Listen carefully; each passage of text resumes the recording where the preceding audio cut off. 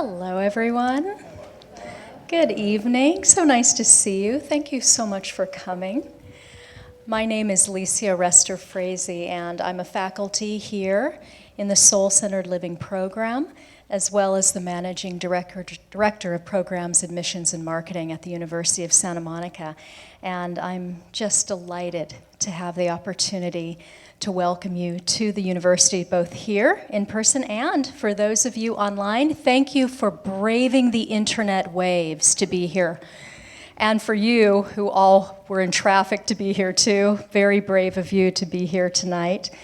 So before we begin, we want to do just a little bit of housekeeping for your awareness. So you'll see that we are recording tonight. If for some reason you would prefer not to be on videotape, you can sit over near the sound area because we don't film in that area. So feel free to move over if you would prefer that. We also ask that you turn off yourselves, or at least turn the sound off, so that they don't ring during the middle of the program. That will support our friends streaming and having a nice audio and video experience. And lastly, if you are selected to share tonight, we request that you sign a release in the back. I'll be there, as well as other people who can assist you in that. So if you do end up sharing, if you could just go over to the back at the end of the evening. So tonight, it's a pleasure to have you. This event is called What is Soul-Centered Living? An Introduction to Spiritual Psychology. And USM is known as being the best in the world for its programs in spiritual psychology. And that's what we're going to learn a lot about tonight. You're going to learn about USM's transformational 10-month certificate program in soul-centered living. And you're going to also learn how it can support you in living a life of greater meaning, fulfillment, joy, success, and well-being. We're also known, USM, as the worldwide center for the study and practice of spiritual psychology, and that's really no exaggeration. We have students that, of course, come from all over California, as well as all over the United States, but we also have students that fly in from all over the world once a month for our 10-month program. And some of the places they have flown in from are Kenya, lots of people from Canada and Mexico, Ecuador, England, Japan, and even Dubai and Kazakhstan. And we had a father and daughter a few years back in the program that commuted from the north of Norway.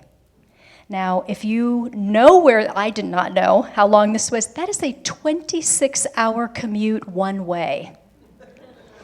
So if there's anybody out here that's like, oh, I live in Orange County, I don't know, that's a long drive, forget about it. You can take that one off the table, because really this program is very special, and that's why people literally fly in from all over the world, because we offer something quite unique here at the University of Santa Monica. So what does it mean to live a soul-centered life? And really, more importantly, how does that translate into your life?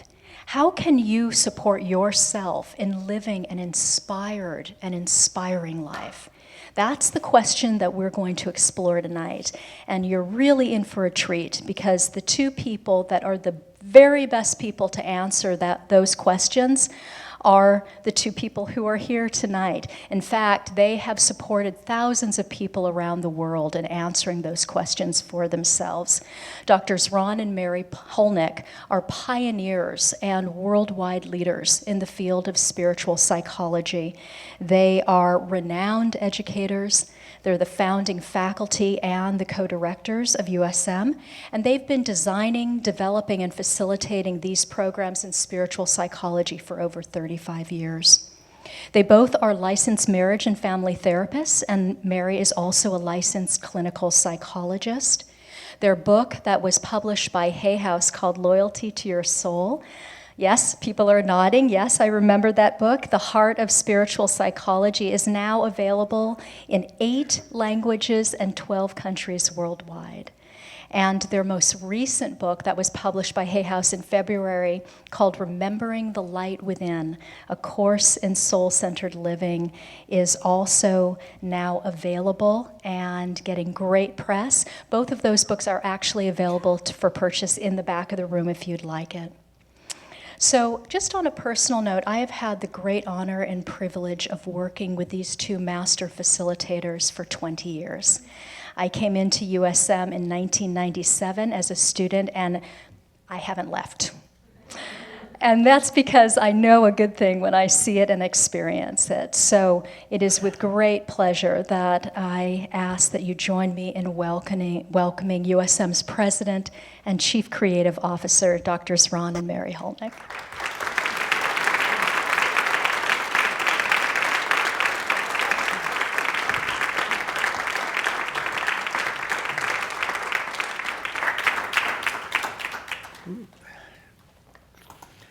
Well, thank you, and welcome to all of you here in the room with us this evening. We're so glad you came out, and to everybody online as well.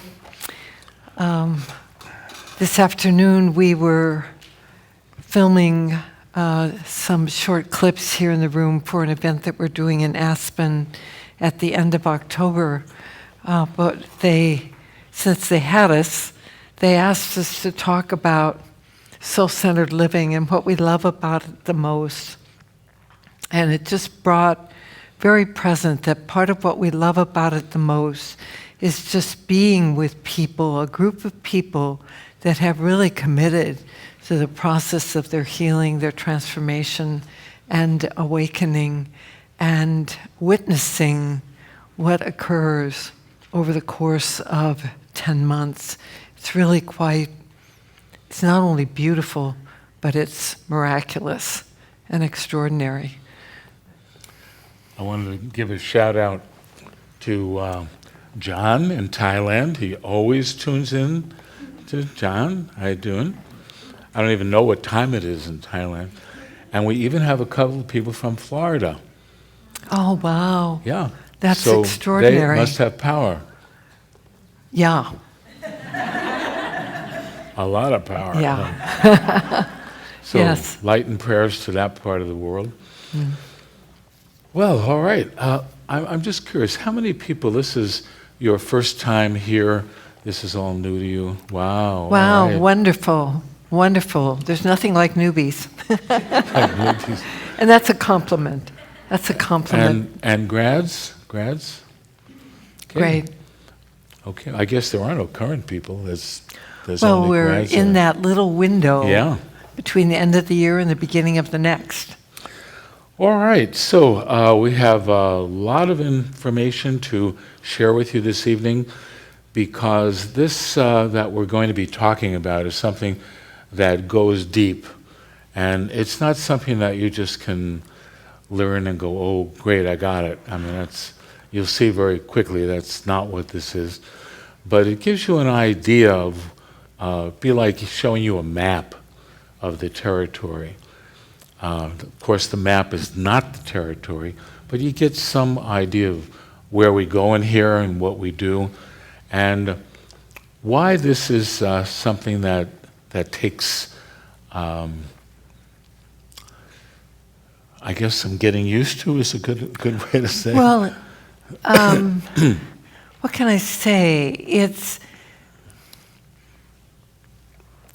my experience of the principles and practices of spiritual psychology is that my own awareness, understanding, and practice of them has just continued to deepen over the course of the years that we've been doing them. And we've been doing this for about 40 years now, 36 of them here at the University of Santa Monica. And so there can be a level of understanding that can be quite profound and beautiful at the beginning. But as you continue to work this material and to be a part of an educational community where others are not only working the material but living into it, it really is quite a blessing. Ready to begin? I am. All right, I'm going to, I'll be starting by doing a presentation, and then Mary will, because it's hard to two people to do this kind of a thing. And so you get me tonight. I'm here. All right, so soul-centered living, soul-centered living. So this isn't the only system in creation that people have used over the centuries in order to move forward in these ways. But it is the one that we've been developing and practicing here at USM for the past 35 years or so. And the benefit of this one is we know it works because there's about 5,500 people that have gone before you. And some of them are here this evening, and they'll be sharing with you. So the question is, what is soul-centered living? What is soul-centered living? An introduction to spiritual psychology, and we're going to do our best to answer these questions for you. So the first thing, our mission is communicating the principles and practices of spiritual psychology worldwide through the process of soul-centered education. We'll be clarifying more what we mean by that. The first thing that it's important to do is to realize that we need to clarify a couple of words so that when we use them, you'll know what we're meaning. And the two words that immediately come to mind are knowledge and education. Knowledge and education. So let's start with knowledge. So if you were to look in the dictionary, you'd find knowledge is to know about and to know of.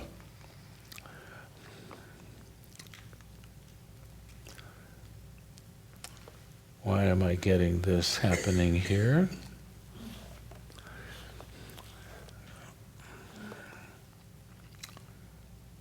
All right. Wow, that was wild. It was like an extra blank slide in there. Ooh.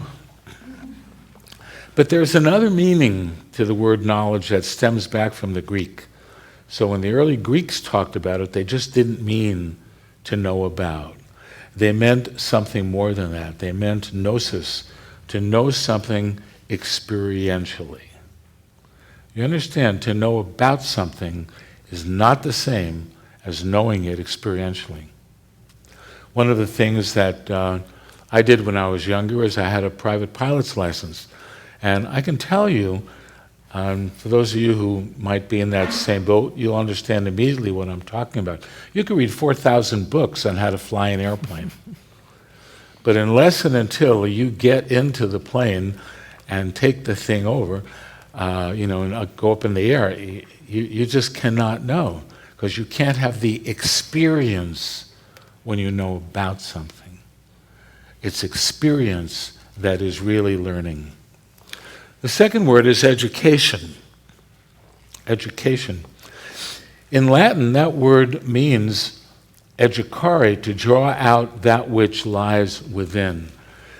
These days, what it means, it has come to mean, is just the imparting of information. You go to college, you take courses, you sit in classes, you get tons and tons and tons of information. You're measured on how much of it you can recall. And if you get a lot of information that you bring into your head, you can, you're said to be very knowledgeable in that area. That's a different thing from drawing something out that lies within. So we tell you this just so that you understand, when we use these words, we're talking about knowledge experientially and education, not only imparting of information, but bringing forward something that lies within each person that we will never get through just learning more information. So in USM is highly experiential, highly experiential. And we'll talk about that a little bit more. So, soul-centered education. Soul-centered education. When we had the amazing opportunity to talk about some of this with the Dalai Lama a bunch of years ago, he was very clear, and he said, "My hope and wish is that one day formal education will pay attention to what I call education of the heart."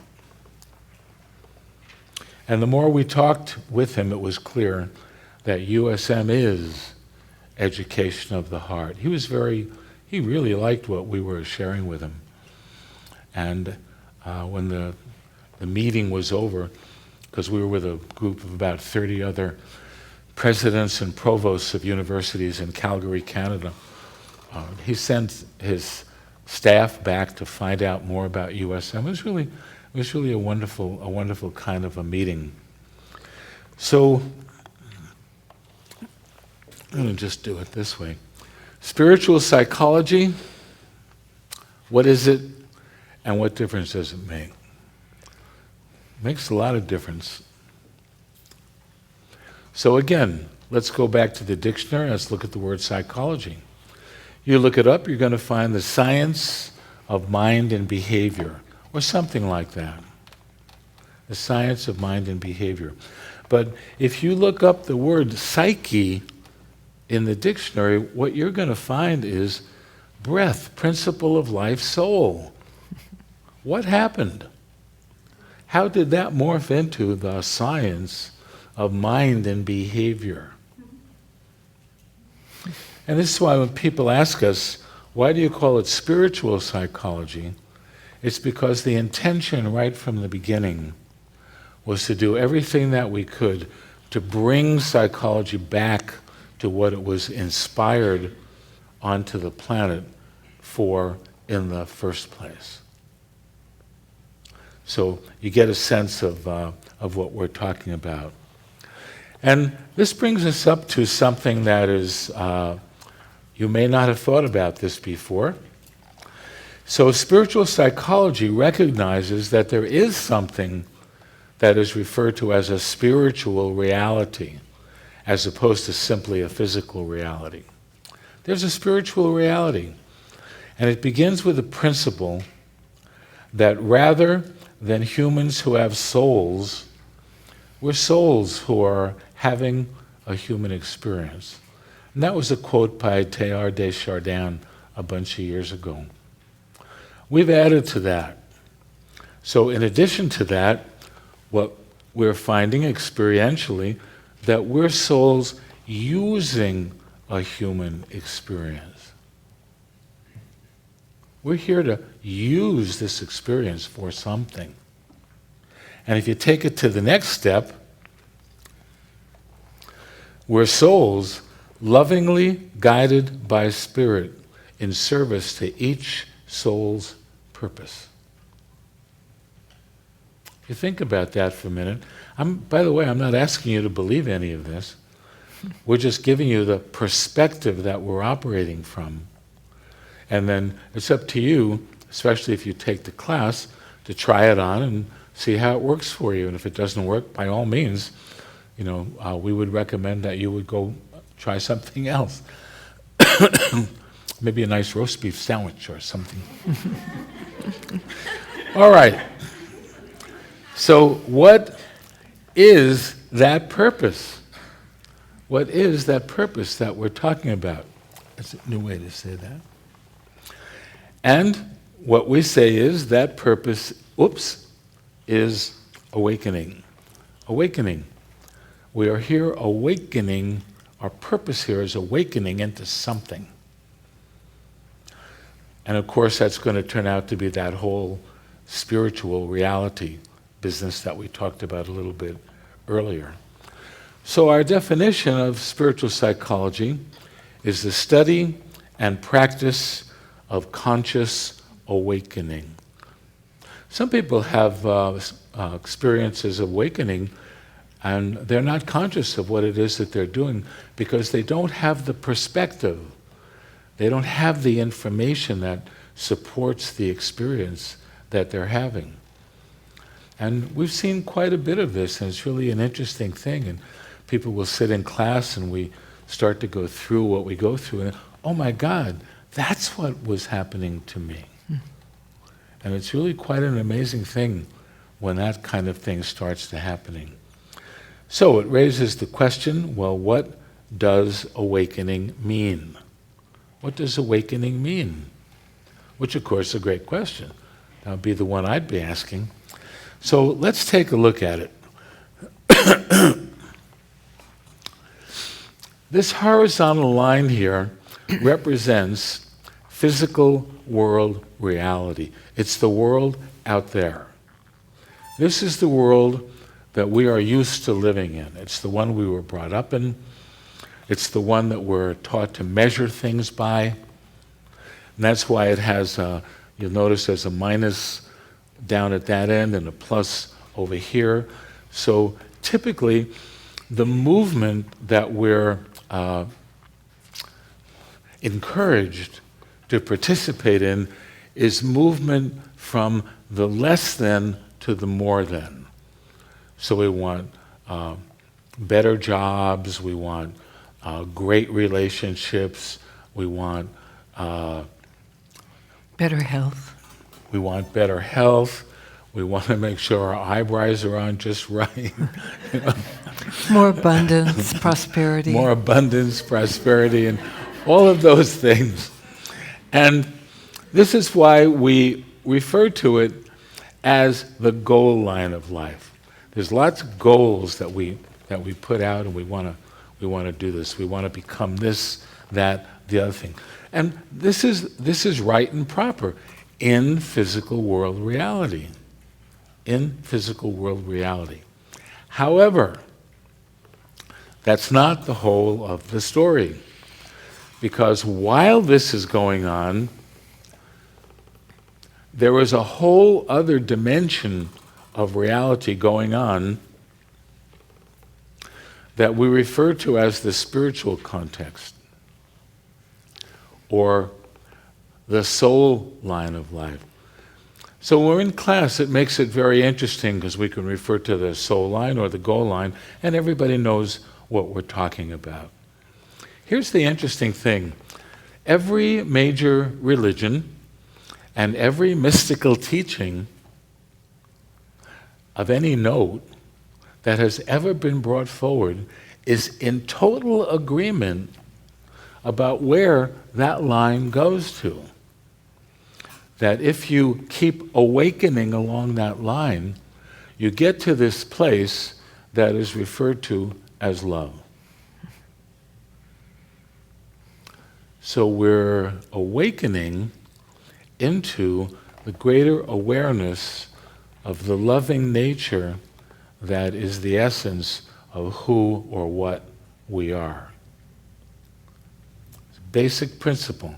Again, I'm not saying you have to believe this, I'm just giving you information, and then you see for yourself whether or not your experience tends to fit in to that mold.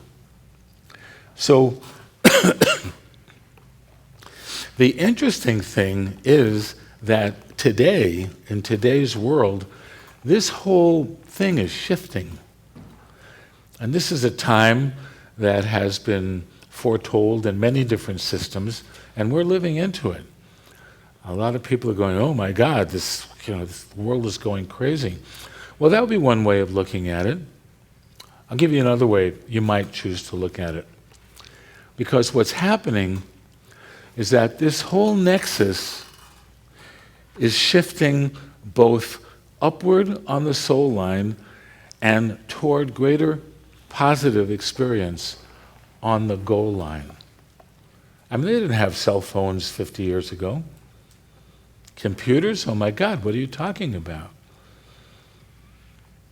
I mean, I think it's very interesting to consider that the most wealthy royal people, let's say a couple of hundred years ago, didn't have what the average person has today. You also might be interested in knowing that there has never been, per capita, a more peaceful time on this planet than right now. Per capita. Might not seem that way, because we have a lot of interests that are very fond of stirring up the pot. And so there's growth in both areas. There's gains on the goal line, and there's spiritual awakening that's taken place. Which raises a very, very interesting question. Where does one go to receive education at the new place of moving into the future? Our answer is, of course, you're sitting in it right now. It's the best we know and of what we have discovered over the past 36 years. I trust you understand, we're not the same as we were when we started, because we've learned along the way as well. In fact, you get the benefit of having us at our peak. I hope that will be a benefit. All right, so people who are moving in this direction up the soul line are generally people who are asking themselves 3 questions. There's more than 3, but 3 essential questions. You see if any of these apply to you. Who am I? What is my purpose? And how can I make a more meaningful contribution and live a more fulfilling life? How many people can relate to that? So you're in the right place. I've been dealing with a cold and a cough, so please excuse that. All right, so here we go. What's involved in awakening? What's involved in awakening? All right, where are the books? No, that's not going to do it. We've been over that. That's not going to do it. What's involved? What do I have to do? What do I have engaged in? Perhaps the best description of that understanding was given, I guess it was several hundred years ago, by the Persian mystic poet Jalaluddin Rumi. And what Rumi said was, your task is not to seek for love. Remember, seek for love. But merely to seek and find all the barriers within yourself that you have built against it. And to that we added, and to dissolve them. Spiritual psychology is learning how to do the dissolving process. Hardly anybody seems to understand that these days. When I say hardly anybody, what I'm saying is this is not widely brought forward. All right, so what does that look like? What does that look like, Ron? And to understand a little bit about what it looks like, we have to take a look and go into consciousness. By the way, not that I'm partial to any one religion or other, but this always reminds me of somebody who said the kingdom of heaven is within. Some person about 2,000 years ago said that. So your task is to go inside and dissolve the barriers. It's like every time you take a barrier down, you go up and you are simply more awake in the presence of that which you really are. So let's take a look at consciousness. All right. So we said before there's this thing called the physical level. It's everything that is going on out there. It's where we seek to, let's call it the game of life. It's the game we're all playing. But if you start to go inside, the very first level that you come in contact with is the mental level. Our thoughts about things, our beliefs about things, the way we believe things are, the way we believe things should be and shouldn't be. This is all information or a process that's taking place in our minds. If you go deeper, you keep going inside, what you're going to find is that the next level that you come into awareness of is the emotional level. How we feel about things. How we feel about things. These two levels taken together are what psychologists refer to as the ego. Another word often used is the personality. Ego is the right word. This is what an ego is.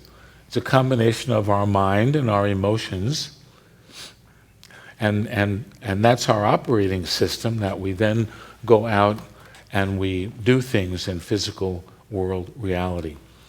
If you go somewhat deeper, there's another level here called the unconscious. And there are many systems, some psychological systems, that deal with that directly or try to.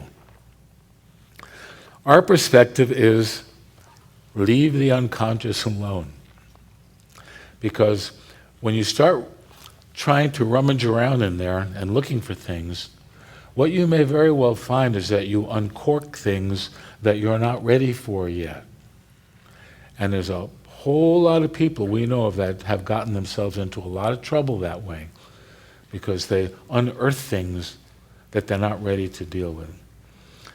What we have found is that as we do the work and we awaken, that next thing from the unconscious will come bubbling up to the surface for us to work on because the soul knows what it's doing and it will release it when you're ready. It's kind of like a guardian. Personally, I like that idea because I could be dangerous. So, get the idea. Now, those top four levels all have that polarity we spoke about. Have the signs reversed, but doesn't matter. They all have a positive and a negative. So in the physical, you have pleasant experiences and you have unpleasant experiences. In the mind, you have healthy thoughts, you have unhealthy thoughts. In the emotions, you have happy, joyful emotions, you have sad and suffering kinds of emotions. The unconscious, similar. So, but if we keep going deeper, this is part of what we do in here, what we find is that there's a whole other level that we refer to as the authentic self. Now here's what's interesting. You'll notice that at the authentic self level, there's no polarity. There's No polarity. duality. There's no duality, no polarity. There's no opposite poles. Well, what's there? Just like a big void? I mean, Buddhists told us that a long time ago.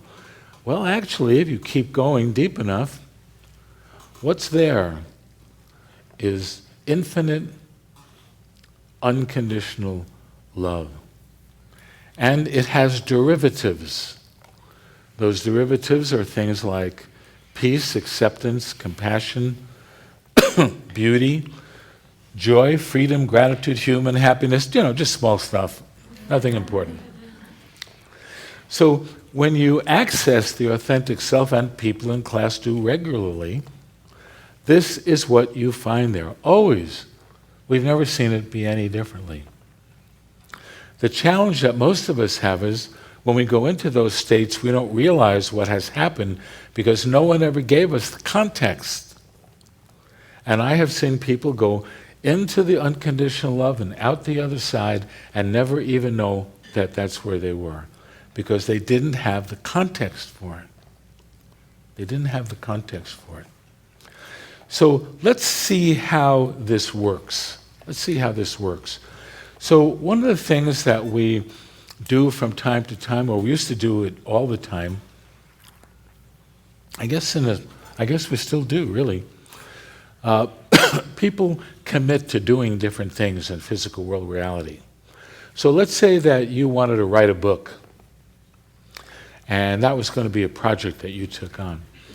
And so we'd say, okay, so between now and next month, how many pages you think you want to write, or how many hours you want to spend writing?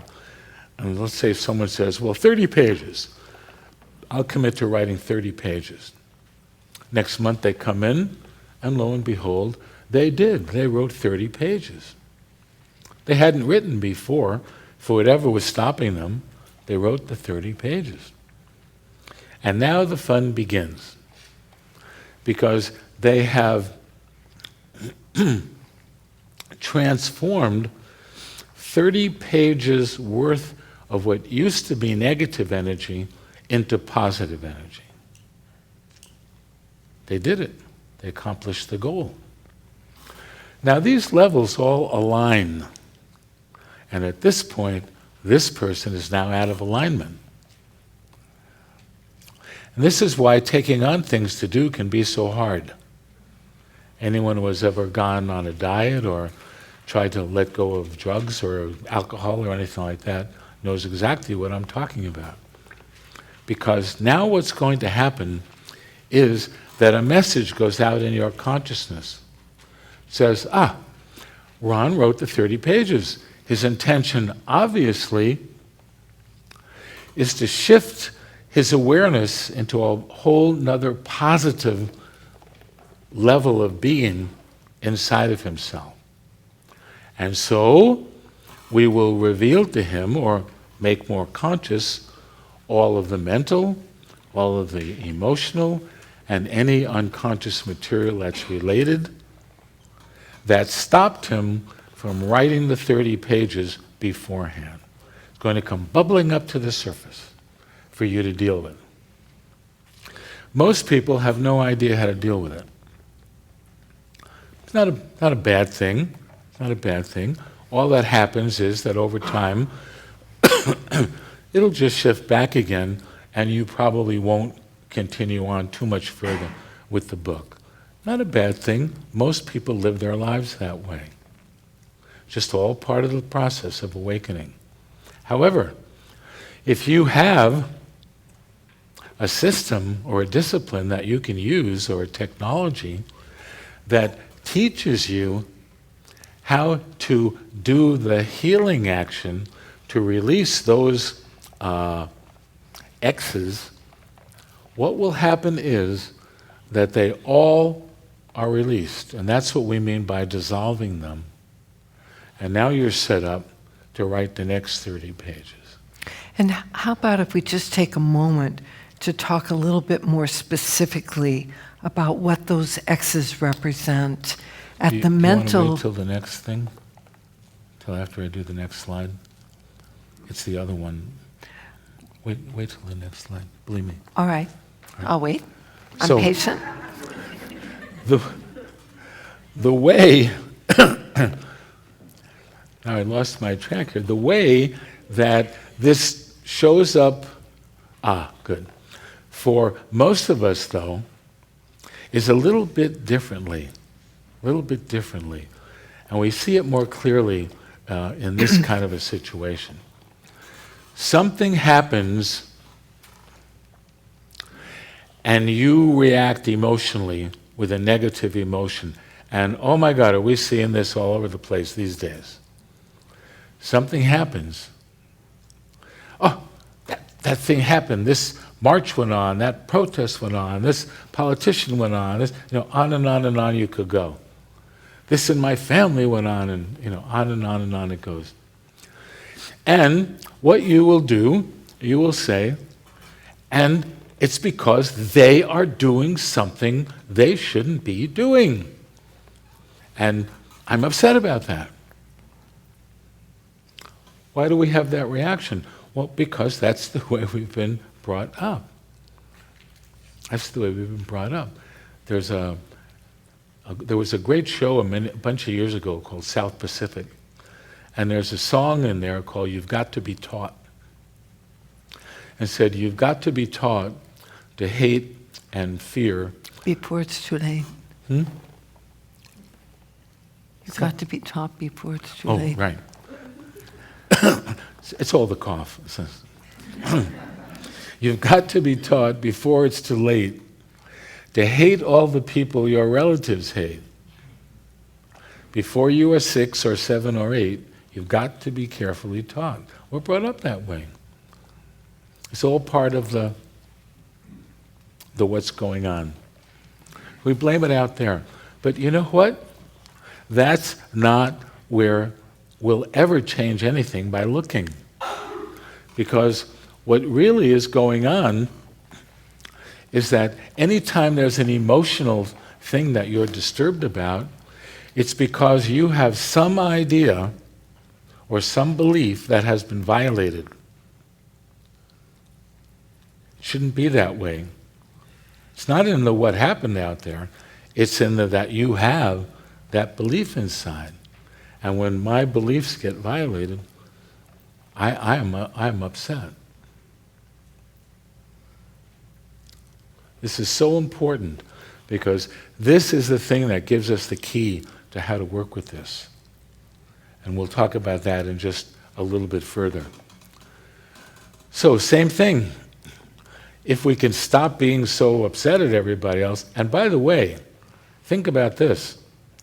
Anytime that you go, and we'll talk about this a little more, I'm upset because of what happened out there, you are in a total victim position.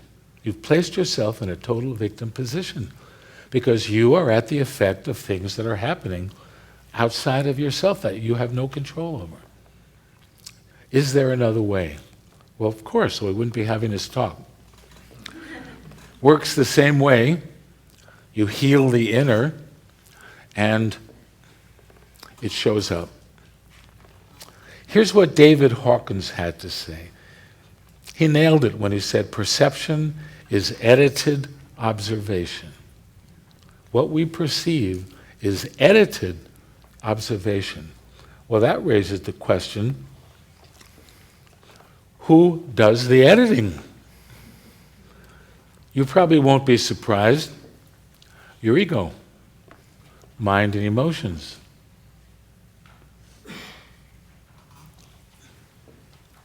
Based on what? What is it editing based on? Your personal beliefs. Your personal beliefs. And this is one of the principles of spiritual psychology. Therefore, what you believe determines what you perceive and experience. It has nothing to do with what's going on out there. It has to do with your beliefs about what's going on out there. Can we change our beliefs? Sure, we can. We spend a fair amount of time working with that. It's not hard, really, once you have the perspective of how to do it. It's really not that hard. It just takes some practice. So what are the barriers that Rumi was talking about? And here we come to the biggest one. I'm upset because. I want to ask you to raise your hand if you ever find yourself doing that. I am upset because. And of course, the because is always outside. And so we did we took a poll one time here at USM to find out what are common upsets. What are some of people's favorite I am upset becauses? And the biggest one, believe it or not, is you don't listen to me. And that usually is directed at your partner or a close business associate or somebody in your life. A woman stood up in the class and we were going over this. She said, my boyfriend says I don't listen to him. That is so hard to hear. We understand. Yeah. I'm upset because people don't understand me. Everybody should understand me. What's wrong with them? They don't understand me. Life is unfair. Life should be fair. That's why we have so many of the different kinds of social equality talk and programs going on. Life should be fair. Everybody should be equal. We're all created equal, with equal opportunity. Nowhere in there does it say it's going to be given to us. We still have to work for it. But you get the idea. Life is unfair. We haven't upset ourselves. I'm working too hard. That's a big one these days. You know, how many people can relate to that? People are really just especially in business environments. We get a lot of that. Sometimes we even get upset at ourselves. I'm upset because I don't believe like I should. Behave. Behave like I should. Like right now. That's right. I shouldn't be, And those of you who live in LA, or you could live in Florida, and this will be just as well. If all else fails, traffic is terrible. I'm so upset because traffic is terrible. And how many people are riding down the road just, demonstrating that, and in their anger, cutting in and out. And I just thank them for showing me where I don't want to be driving. And I just send them light because I know they're having a hard day. Well, is there an alternative? Is there an alternative? And if so, what is it? Well, what if, because if this is your the way that you operate, this is your operating system, you will seek to effect change where? At the because level. Because you'll reason if I change the because level, then I won't be upset anymore. I'm still looking to find somebody who is really successful with that. What's the alternative? Would it be possible to go inside and connect with the place inside that is upset? Is it possible to consciously connect with that place that's upset and heal it and let go of it? Our answer, of course, is yeah, baby, we're on it. What happens when we do that? What happens is that whatever you were upset about dissolves, and what you're left with is this. This is an awakened state. At the beginning, people have the experience every now and again, but as they go through the program, they have it more and more and more of the time, because they're learning to shift perspectives into this new higher way of being. So, the first major step that you must be willing to make is that you must be willing to take responsibility for the upset within yourself and quit blaming it on other people. That is so hard. It means giving up our righteousness and all of that kind of stuff. So what context gives you access to this reality?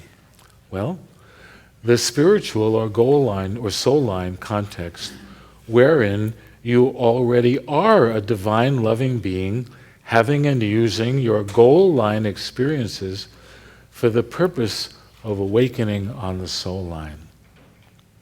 The whole point of this that people wake up to, this is really what we're doing here.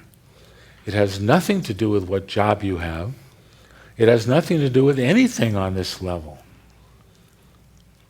It's a tool. The whole level is like a big game board that we're all operating on so that we can win the game. What does winning the game mean? We awaken. History is filled with records of people who have awakened, and then they share from that place. And those become the mystical books of all the traditions. I could really get to that. It's your heritage. The only real question is time. How long will it take you? We will all do it, sooner or later. The other thing that we know, nothing else from science itself, there's no such thing as time. The only experiential time ever is right now. This is it. Waiting for things in the future? Okay, might be waiting a long time. So there are spiritual psychology principles that we've developed over time. all becauses, I'm upset because, that is, anything that disturbs your peace, that upsets you, are in reality triggers to unresolved issues seeking resolution and part of your spiritual curriculum. This is the perspective that we move into. So really, the things that are upsetting to us could be the greatest gifts once we learn how to use them. And that's absolutely accurate. Thus, they are God-given opportunities for healing and awakening. We just haven't learned it that way up until now. And that is the power of this that we're talking about here. So, another spiritual psychology issue is how you relate to the issue is the real issue. See, when I'm upset because, how you relate to yourself, what you do inside while that's going on is the real issue. You'll never awaken as long as you're running I'm upset because it's an asleep position to begin with. See what else we have here. You have a choice. One, you can continue blaming your upset on outer circumstances, in which case, of course, it will never change. Or two, you can accept personal responsibility for what's going on inside of you. Lisa, will you make a note on this slide? Because that's, okay, good. We don't like that. Doesn't upset us too terribly. Work so hard at this. All right, so how do you actually do this? What's involved? Good question. There are spiritual psychology principles. The first one is healing is the application of loving to the places inside that hurt or are suffering. So you understand, see, when you bring healing to the place inside that is hurting, you're bringing loving to the place inside that's hurting. The loving dissolves the place inside that's hurting. It doesn't dissolve the place, it dissolves what they're blaming it upon. And all that remains is the loving. That's a happy day when you have your first one of those experiences. Whoops. How do you dissolve Rumi's batteries? We thought you'd never ask. First, you give your upset or disturbance a voice, and we have some very specific ways that we assist people in doing that. Second, you identify the limiting beliefs or judgments your upset is based upon. We have very specific ways of doing that. Any of the grads in the room here, I'm sure, would love to share with you their experiences along these lines.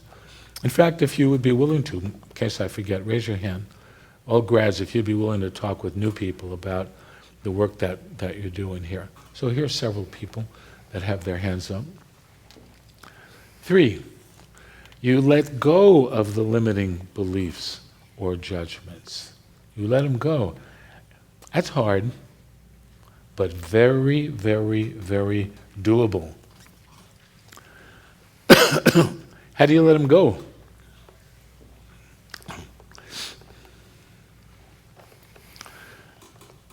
Compassionate self-forgiveness is the key. Compassionate self-forgiveness, which is different from forgiving other people. See, if I forgive somebody for the terrible thing they've done, I've still got a judgment on it. It's a terrible thing. So all I've done is made it more subtle. For what? For ever buying into these beliefs or judgments in the first place. Do you understand? We chose into it. We can choose out of it any time we want, once we know how to do it. And that is the power of this work. So, awakening is remembering who you are. the divine loving being behind your misinterpretations, the deepest of which is that you are somehow unworthy and deserving of punishment and suffering. A lot of people on this planet, in today's world, really believe that. We know experientially it's not true, so we just let go of it. I shouldn't say just. How do we do it?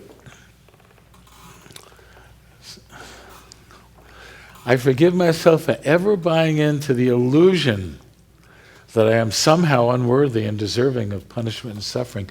Oh my God, it was an illusion that I bought into. It was like a show on a movie screen. It's like I went into a movie theater and I got lost in the movie. So I come back out of the movie. I forgive myself for ever buying into that illusion. The truth is that I'm a soul using a human experience for awakening, and my essential nature is loving, joyful, peace, creative, grateful, compassionate, and free. Those people who are walking around on this planet today, and there are a fair amount of them, they're what balance the whole place out, are what we call the awake people, the enlightened people would probably be another name for them. You start to walk around the world, you just see things differently. Does this mean you are removed from taking any action that you want to take? Absolutely not. You can take any action you want to take at all. You just don't do it from a place of judgment. You do it from a place of loving. We had a great example of that here in Santa Monica a bunch of years ago. They were doing some kind of march, I don't remember what it was, and they wanted it to be peaceful, so they got two Tibetan monks, with the whole get-up, to come and lead the march. And they did, and they were going along, and then there was a protest group that came in, and things got out of hand relatively quickly, and the police had to be called, and they dispersed the whole thing. And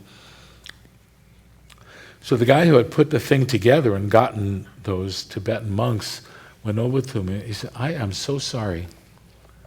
We had no idea this was going to happen. I really wanted this to be peaceful.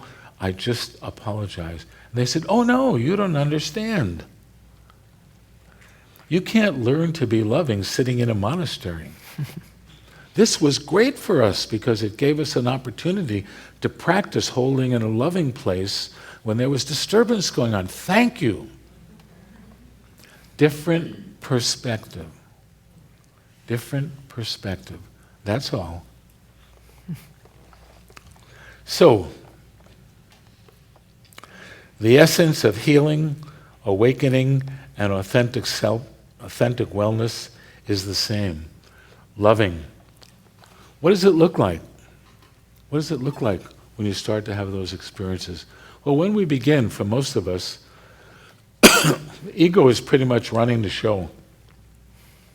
And we have all of this going on in our lives, and but still the authentic self is there. It doesn't have any stake in the game because it deals in infinity.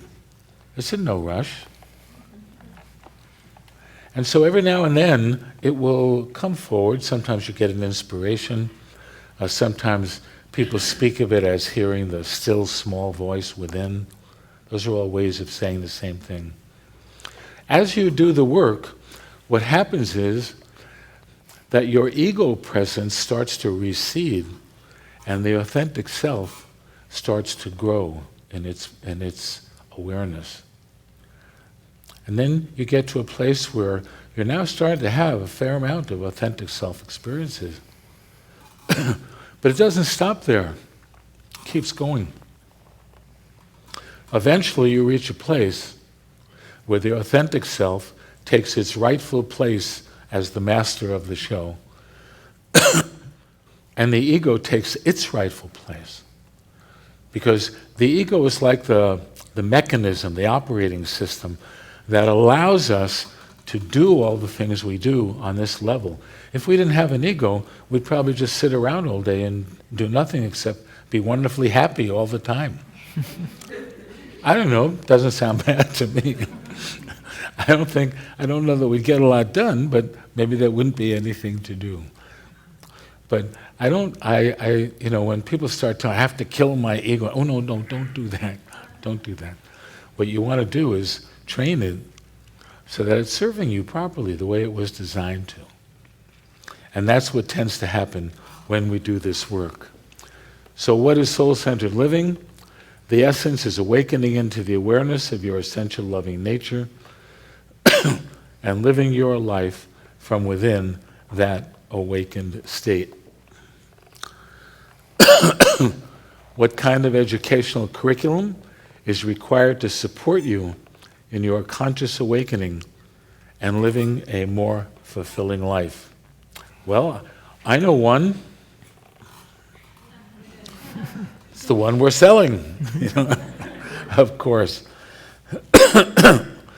So, a couple of things to keep in mind. The transformed world you seek can only emerge by first transforming the world within you. That is the only way. You will never change things out there.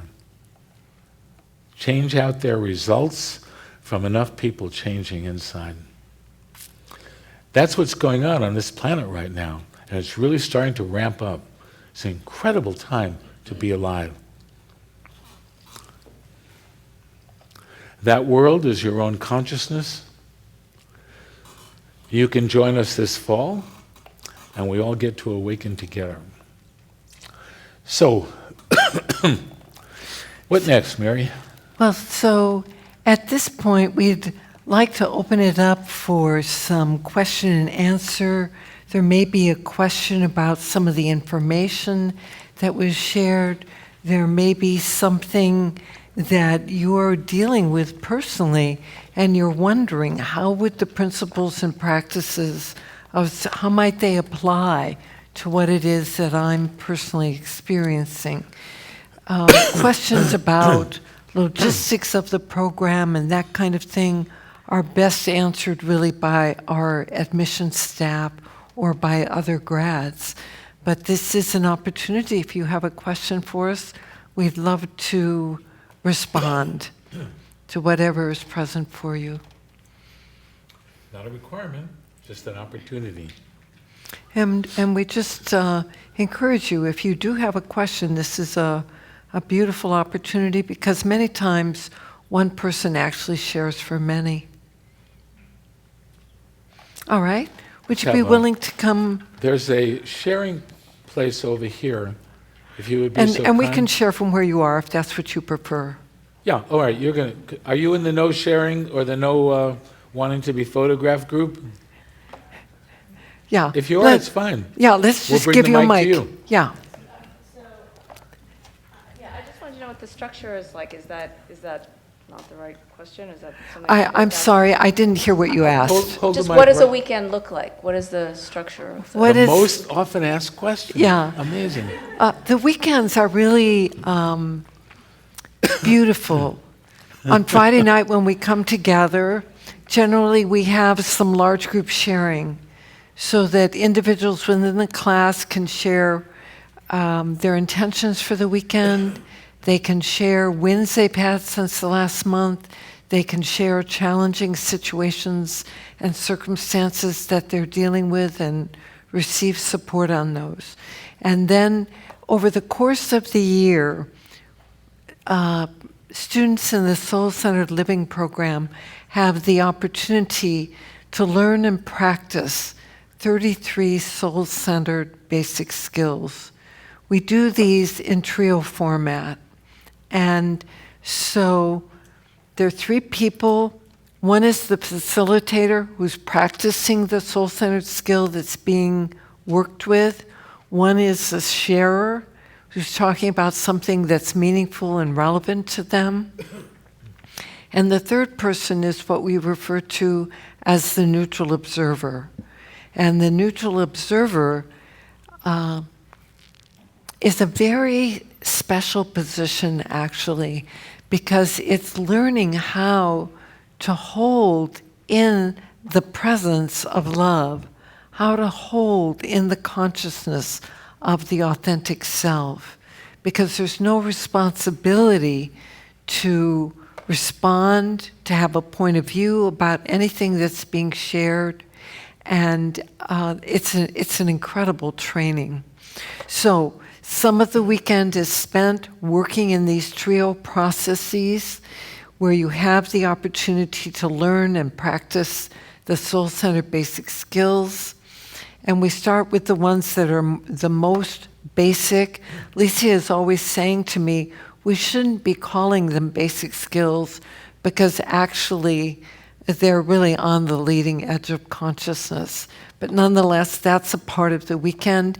After we do a trio process and everyone's complete, we have a short period of time, maybe 5 minutes or so, for journal writing so that people can reflect on what their experience was, what questions they may have, the benefit or value they derived from it. Then we'll have some large group sharing where people will share their experience, and we'll respond to that. We take breaks approximately every 2.5 hours, 2 to 2.5 hours. So we have 20-minute breaks. When we come back, the talks that we give are shorter than this talk. Usually they're, I would say on the average, 15 to 20 minutes at the most. Some of them are less. Occasionally there will be a longer talk, but the talks are always followed by a process that is designed to assist people in working with the material within their own consciousness having to do with it. We have a portion of the program that we didn't talk about here tonight that has to do with creating your life, co-creating your life more in harmony with what is heartfelt inside of you. So each weekend, there are some times in the program where we work with what we refer to as ideal scenes, living visions, and taking action in terms of those things that are important to you, those things that matter to you most. I would say that one of the elements of the program that is very special and very, very valuable is the collective of the people that come together to do the program together. It's really beautiful. We become an educational community. People know each other. They know each other in deep and meaningful ways. Many people develop lifelong friendships through participating in the program.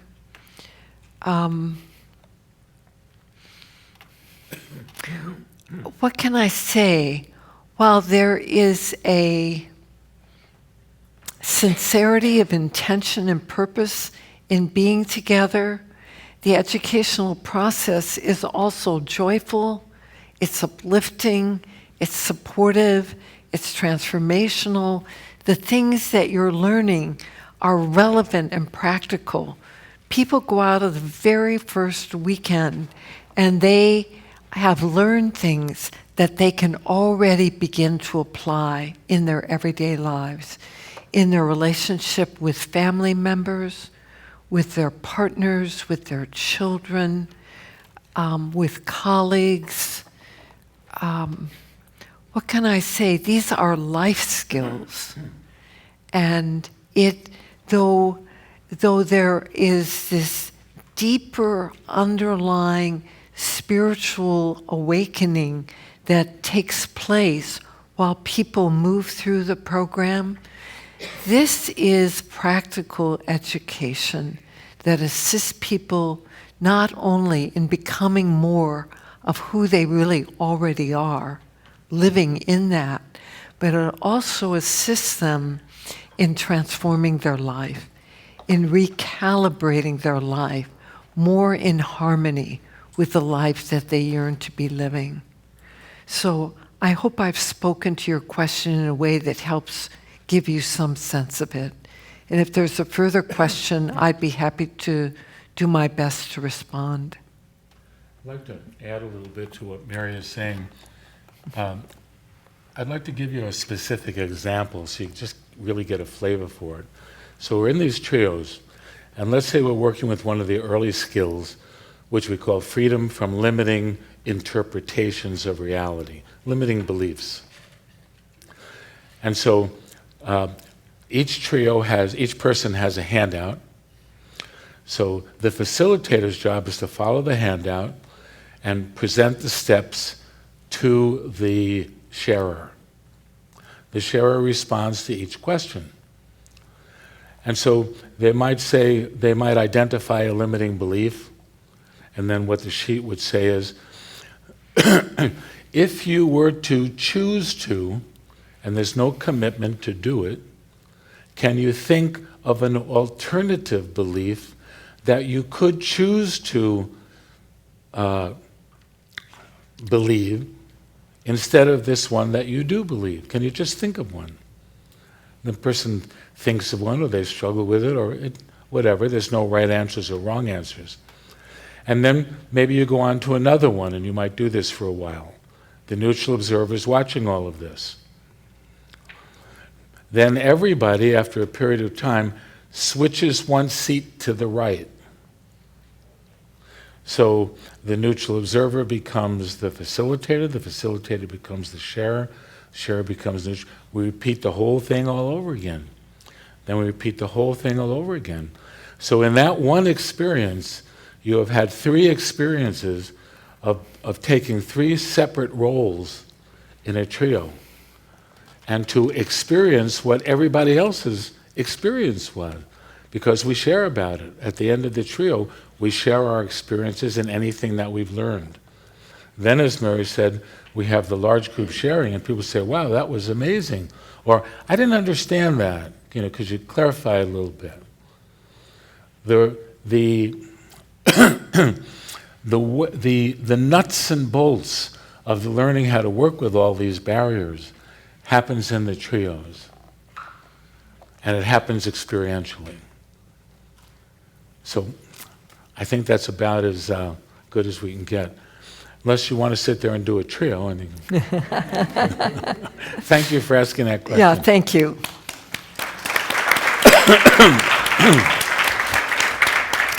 Someone else, yes. Nicole, would you be willing to go over here to the sharing mic? There's a sharing place that... And if you go over to them... I feel like it might be a question I'm supposed to be asking, like, administration or something, so I don't know if I should go, like, kind of to the podium. No, just go over to where he is with the mic. Yeah, because we want the people who are we online to be able to hear you. To see you, that's the whole thing. To hear you, Ron. And hear you. And love you. I actually just want to know how much homework there is in between. I'm glad you're asking that question. Cool. Like, is there a lot of reading and we have a lot of work to do before we come to the next session in between sessions? It's like people choose their own level of engagement. Every month, there's a recommended reading, one book that we recommend. Sometimes we suggest 2. People decide what they want to read, what they don't want to read. And there's no requirement that you do written home assignments and turn them in. This program isn't designed that way. We actually have online activities, and every month we give you a handout, we give you access to the online activities, and again, people choose their own level of engagement and participation with those. Some of the activities are guided processes, guided meditations. Those tend, for some reason, to be the most popular. Some of the activities give you an opportunity to continue your practice with the various basic skills that we're working with. Some of the practices have to do with moving forward in your life.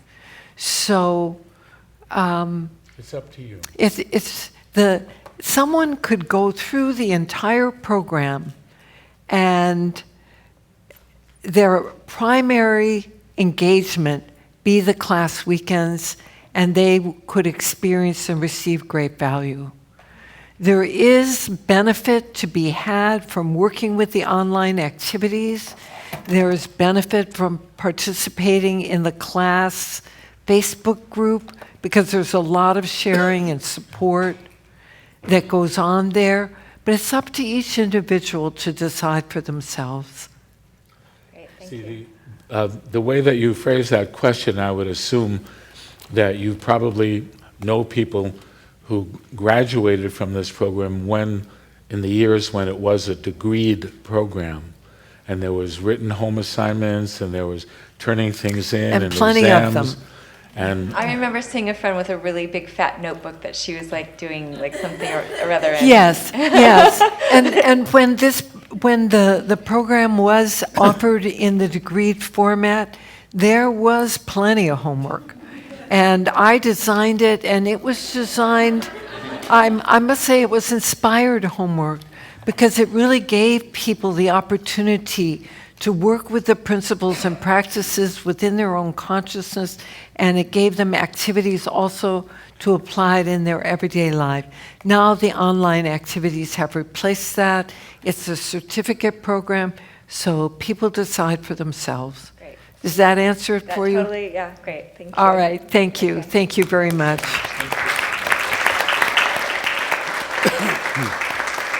Anybody have any questions about the material that we covered here?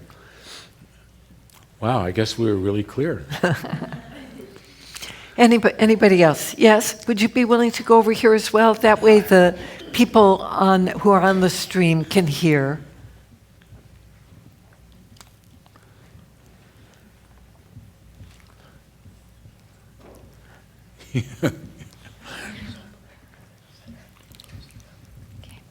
Start with your name, first name. Hi, I'm Tanaz. Tanaz? Yes.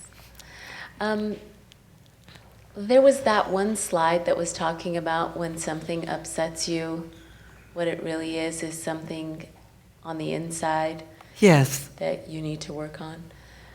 I wanted to take a picture of it and it went away really fast. And I wished you could talk about that a little bit more. Yes.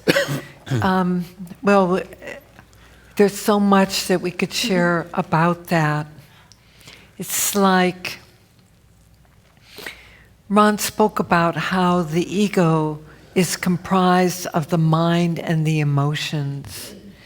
And we have certain experiences as we're growing up, or we come in with a predisposition to interpret things in a particular way.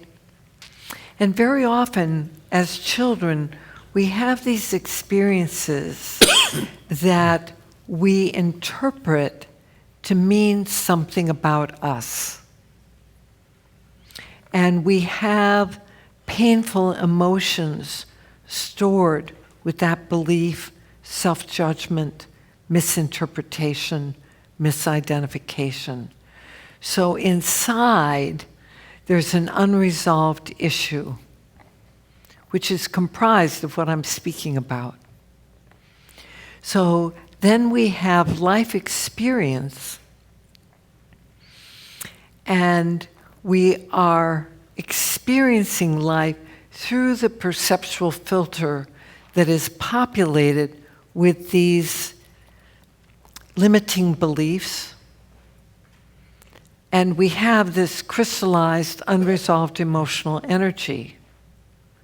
We experience something, it activates the emotion, the unresolved emotion, and it brings up the judgments that are associated with it. And then we're in upset. We're in upset. But the process that we work with throughout the program is designed people to learn how to bring loving and compassion, acceptance and peace to the places inside where there is hurt, where there is judgment, where there's anger, where there's disappointment, whatever the painful emotion is. And so we work very systematically, very gently, very lovingly. We create an environment, a safe and sacred space where people can talk about these things, where they can cry their tears, where they can heal the hurts, where they can forgive the judgments and the misunderstandings, which is the process of dissolving the barriers that block us from the awareness of who we truly are, of the giftedness of who we are, of the majesty of who we are. And as people let go of these things, they gain greater access to the authentic self, to the wholeness that is present in each one of us. It's already present. And not only do they gain access to it, but they begin to spend more time residing within that and living their life from that place. It's a beautiful process. You know, let's be very, very, very clear. We're not saying there's no suffering in the world. Right, you're not saying that we'll No. never get upset again. No, we're not saying you'll never get upset again, and I'm so glad you said that. What we are saying is when you get upset, you'll know how to be with yourself, and you'll know how to go about tracking. What is this about? What got activated inside of me? And how to work with it. So See, these are tools that are very empowering.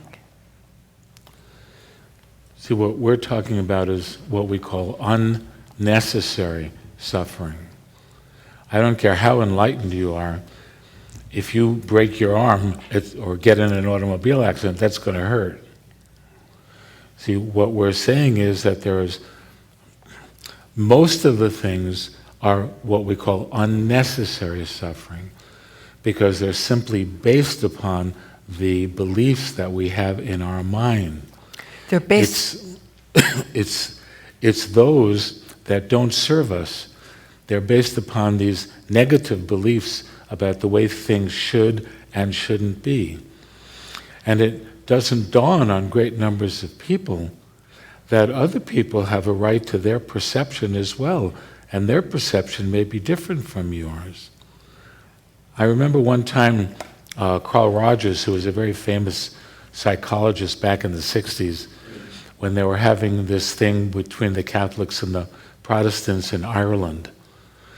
And he went over there, and he was invited to come. Yeah. And so he was in this kind of like gymnasium, and they had all the Protestant guys over here and the Catholic guys over there. And Carl Rogers just simply said to one of them, "Tell these guys what you want them to know." And so they just started talking about all the things that, they wanted to have better, and, and it wasn't really working for them. And then when they were all done, then he said, "Tell you guys now, tell them what you want them to know." And so they started doing their whole list of all the things that they didn't like. It didn't take very long before they realized that what they did want was the same thing. Didn't take long. And they started to form groups to bring these things more forward. And then when the thing was over, I don't remember if it was a weekend or a week or what, they left and they went back to their respective groups. And on both sides, what they were told by the people they went back to was, "You sold us out." See, if you're stuck in your beliefs, you're going to have experiences that reflect the stuckness back to you. This is Spirit's way of bringing it into your awareness. Once you learn the technology of how to work with it, you can separate out those things that where the suffering is, I don't like to use the word justified, but understandable. For example, the hurricane, in Florida. A lot of people are really put through a lot of stuff. And that's understandable. You know, your house gets blown away. You're not going to stand there going, ha ha, I'm enlightened, there goes my house. I don't think anybody is going to do that. But isn't the most wonderful thing about, I don't know what you're seeing on TV, but the thing I'm seeing, or we're seeing most of, that is just so uplifting, is all of the people who put all differences aside and they are just helping each other. Incredible maybe they're generosity. the ones that created that hurricane. No, Ron, so that I they don't could think it works have like that that. situation. I don't I said think it works. maybe. I Well. started with maybe. But you understand what I'm saying? You understand what I'm saying? See, can we really talk about our differences and staying in the loving, or must we talk about our differences while being in the upset? If we're in the upset, we will keep recreating the same scenarios over and over and over again in different forms because we haven't learned the lesson. The time is now at hand where there's tremendous opportunity to put it all down and say, hey, let's cooperate. You know, and I just want to add one thing to what Ron just said. You know, this is a 10-month program, and part of what we witnessed with the class last year was that there was an acceleration in the transformation, and I think it is because of the greater awakening that is taking place on the planet at this time. Well, so what we're going to do now, thank you very much, thank you. So what we're going to do now is we're going to have 3 grads, each of whom is going to briefly share with you their experience of the program and something about what they got from it. So Jamie, would you begin, please?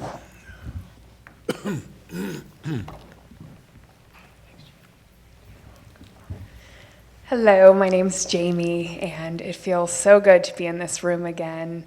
I'm honored to be here and to share with you. I just completed the program in July, so it was pretty amazing and really the greatest gift that I could have given myself. Last year, looking back before I had started, my life looked really good on the outside, or what Ron referred to as the goal line. All in 1 year, I got married, I bought a new beautiful home, and I started a new coaching business. So all the things that I thought would make me really happy in life happened. And I found myself feeling like a mess inside. And what I mean by a mess is I was relating to myself in a very, very critical way. It was like I could never be enough, do enough, and I was just never good enough. And I had mentioned that I started my new coaching business. I invested a lot of money in it, and I felt really stuck at that time. It just wasn't going anywhere, and I thought, what is wrong with me? Maybe I'll just never be successful. And I'd always thought about doing USM. A lot of my mentors have done it, and I see this special spark in them, this light, this confidence that's just almost hard to describe, and I really wanted that. But at that time, after wedding expenses and spending all this money on my coaching business, I thought this is not the right time financially. This would not make sense. It would be totally irresponsible to do it this year, so I'll wait. And then about 1 week before the program started, I was in a very challenging place, and I was doing some journaling, and all of a sudden the pen just wrote, "Go to USM." I'm like, no. But I decided to trust it, and I decided not to let my mind take over. So 10 minutes later, I was online applying for the program, and it was this deep inner knowing that it was the place to be to help me to grow in the way that I wanted to. And I trusted it. And I have to say, it was one of the best decisions I've ever made, truly. I mean, it's worth way more than the tuition fee. It was such a transformational experience, and I really got to work my processes through the trios, and within the first weekend, I got to the root of a lot of these issues that I'd been holding on to for a long time. I didn't expect it to happen so soon, but I saw it through these tools and these processes and working with the amazing people in my class, and it just got deeper and deeper and deeper throughout the year. So my intention going in was to really have a better relationship with myself. And I got that and so much more. I have a better relationship with everyone in my life. I also healed some of these limiting beliefs that my self-worth is equal to my net worth. And as I let go of that, my coaching business just began to take off without really doing anything different or trying. It was just letting go of all this pressure and this false sense of what was true. So that began to take off, and I feel like I'm able to serve my clients in a much deeper way because of all of the tools that we've learned and all the facilitation and the practice that I got. So it's so much fun now. I have this new way of relating to it that I love so much. And yeah, it was awesome. I loved it. The community is so beautiful, and I really have made some of my closest friends in class that I continue to talk to all the time. And I'm excited to continue on. And yeah, thank you so much for everything that you put in this past year, and for teaching me all of these tools, and for helping me to, awaken. Beautiful. Yeah. Thank you, Jamie. Thank you.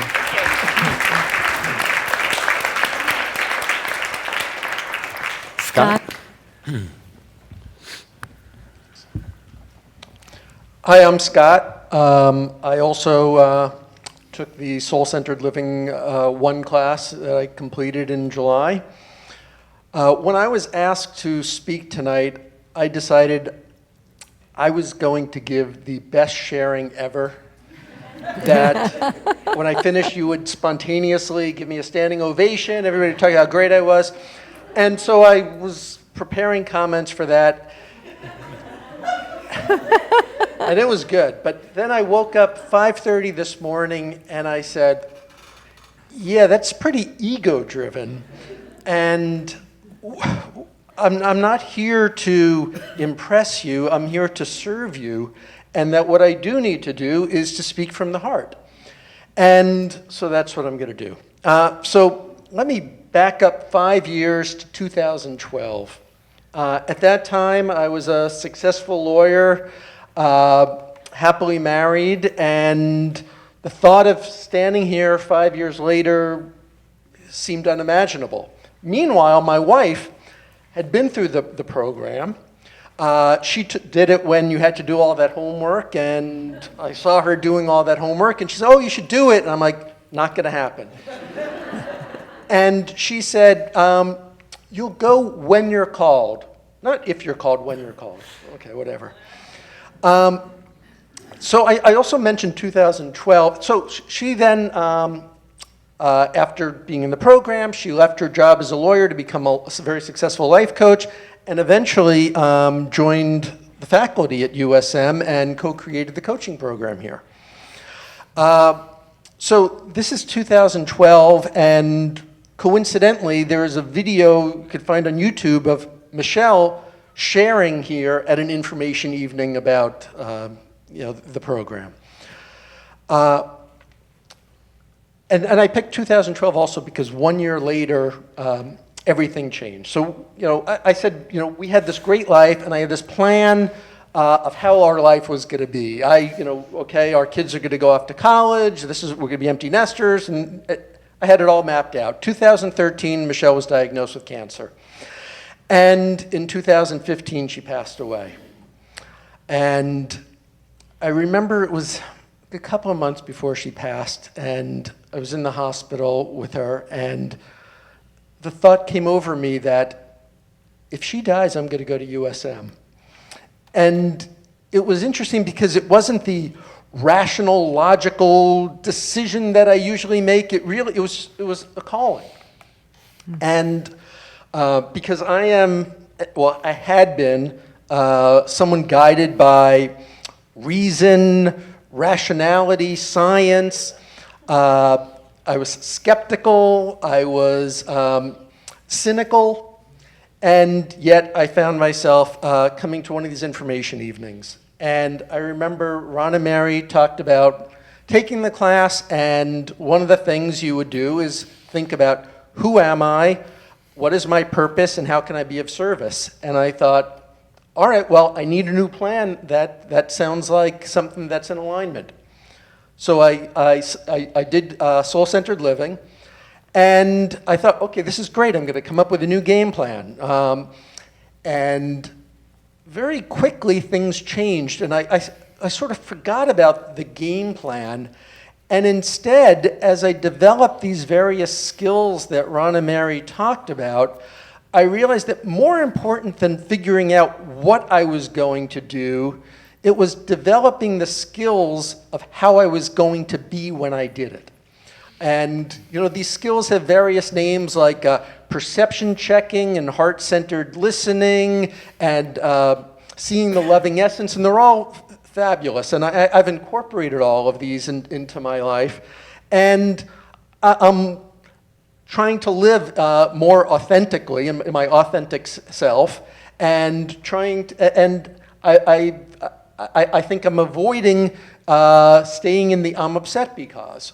So all of this, I think, has served me fantastically well in whatever the future holds. And the other thing I tried to do is, I mentioned about my cynical, skeptical previous persona. When we began at USM, one of the things we worked with was picking a quality we wanted to work with and creating an affirmation around it. And the quality I selected was wonder, and my affirmation was, I am seeing the world with childlike wonder through the eyes of loving, joyfully experiencing, shining a light on, and reflecting the beauty in everyone and everything. And I found that as the class proceeded, that I was stepping into that affirmation, and my skepticism and cynicism dissolved. And from somebody who had to, there needs to be a scientific explanation, I started seeing the beauty in everything, and I started seeing miracles and magic, and the world just became a better place. And finally, I mentioned the third thing was, how can I be of service? And I realized that I have a gift that I can share with other people who have lost spouses. And I have reached out to a number of people who have lost a husband or wife and offered to sit with them. And I have found that I am able to help them navigate through this process. And that's been very rewarding, and that's also something that I never would have done if I hadn't been here. So I really want to thank Ron and Mary. It's a fantastic program. You should all do it. Thank you. Thank you, Scott. And Jennifer. My name is Jennifer. Hold that mic a little closer, please. Okay, my name is Jennifer. Oh, what a sound. I'm a practicing psychologist, clinical psychologist, for the last almost 30 years. And I also graduated from the soul-centered living class of 2017. I have taught trauma internationally and nationally. I taught in Sri Lanka after the tsunami. I taught child soldiers in West Africa. And I've done work with domestic violence and child abuse and molest in the United States. I'm here tonight. I was on staff at UCSD, I forgot this part, at the medical center as well. I'm here tonight because all of this traveling around the world and all of this practicing that I've done. In May of 2016, I found myself in Bali, Indonesia. I was in the intensive care unit with a traumatic brain injury. I was crossing the street and I got hit by a motorcycle. I had bleeding in my brain on the left and right frontal lobes, subarachnoid space, which is in the middle, and the back occiput area of my brain. So my brain was essentially sitting in blood. I'm using some cheat sheets because my brain gets tricky when my heart rate goes up. So I ask for your indulgence. I was there to write a book on intergenerational healing with my daughter. And she's a graduate of USM. She did 3 years. She's also been a movie producer. She's now a recovering movie producer. My daughter came to me in Bali after the accident, and she began to show me, I was in ICU for 10 days, she began to show me the hundreds and hundreds of emails and Facebook posts that were loving, supportive people from USM, the whole community. This continued for 10 days that I was in the hospital, sent to me, sent to her. And then afterwards, I was in Bali by myself for 3 months to recover before I could fly. And those posts from absolute strangers continued with loving, healing, supportive things to say to me that were so uplifting that they made the difference in my life.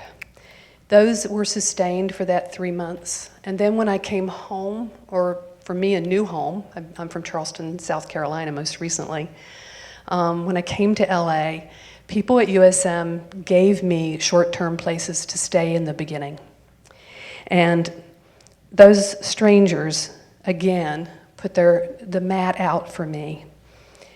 In my daughter's 3 years at USM, what I noticed was her ability for herself to have things that she would do in the night, things that she would do early in the morning, rituals and ways that were self-care that I had never witnessed.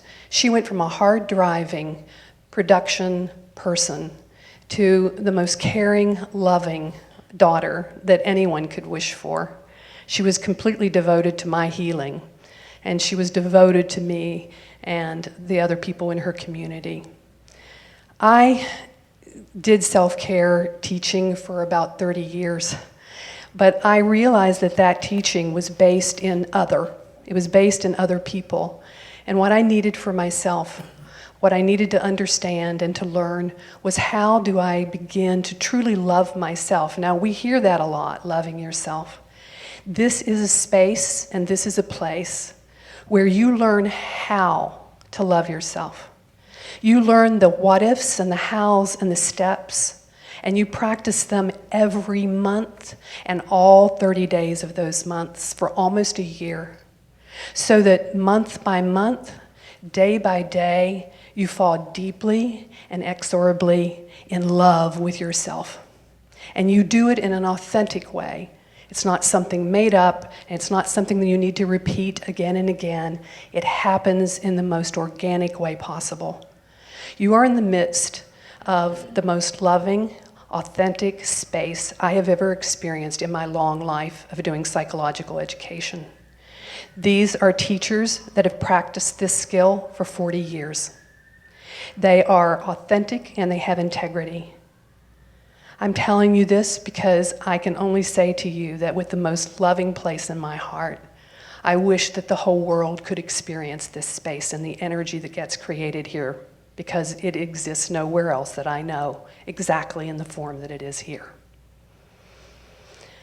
I am now starting my practice here in Los Angeles, and I do trauma work. I am also consulting for coaching international projects, and I want to play full out. I want to turn this country and this universe around, and I ask you, please help me. Thank you. Thank you.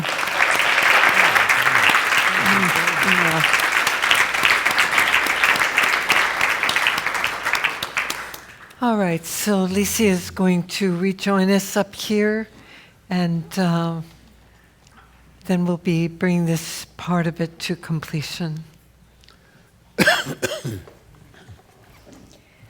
Well, I want to also just thank the incredible speakers who shared of their heart tonight. Thank you all again for that. Thank you.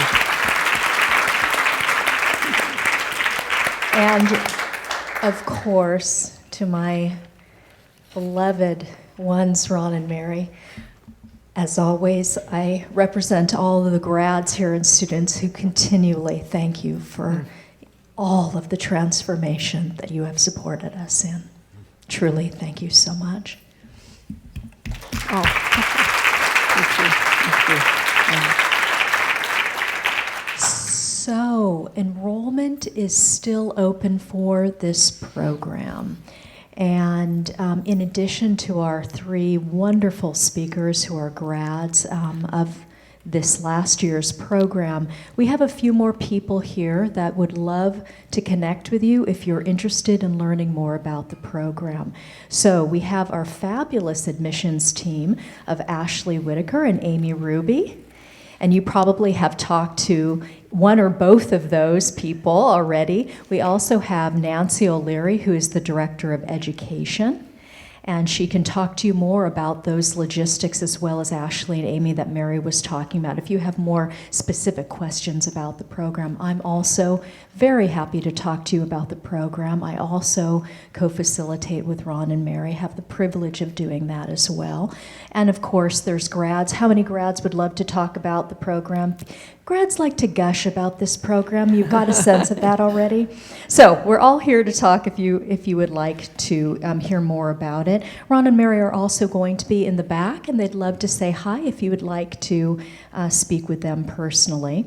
If you are clear that you do want to register tonight, you'd want to see Shabnam. She's going to wave her hand right there in the back of the room. You can get started right away. Why don't we put the slide up, John, on the is it up? I can't see it. Yeah, Not that slide. Oh, good, Ron, thanks. Next steps. There you go, next steps. So you can register, as I said, in the back of the room with Shabnam. Registration includes a first month tuition deposit, and it is required to reserve your space. So we really encourage you. I just want to reiterate, as Ron and Mary said, this is the last year that they will be the lead facilitators of this program. Having worked very closely with them for 20 years, I want to say now is the time for you to join in this program, because they are truly master facilitators. They walk their talk. Their consciousness is really extraordinary.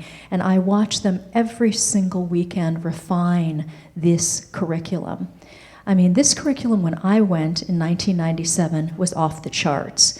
Since then, every single month, they are receiving new inspiration and new downloads, and they are, dare I say it, ruthless in applying what they are experiencing into this curriculum. So it is very alive, and it is at its best state than it has ever been. So that's my heartfelt encouragement to you. If you feel a calling, really act on it.